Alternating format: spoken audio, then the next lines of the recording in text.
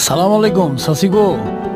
সাসি আপনার হীরার টুকরা তো সাসি কয়লার টুকরো হয়ে গেছে বুঝছেন নি, রই তো জলি হুড়ি একটা সাইসে হয়ে গেছে সাসি।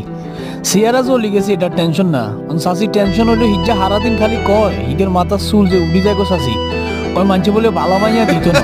এই একখান টেনশনে রাত কি যা ঠিক মতন খায়ও না, হুতি হুতি বালি ধরি ধরি কি জানি ভাবে। তুই খালি জন জিগাই কি রে কি হয়েছে কি ভাবস, কয় বাইরে মাথার চুল এগিনছে মিলে উড়ি যাইতেছে রে ভাই, মানছি কি মাইয়া দিব।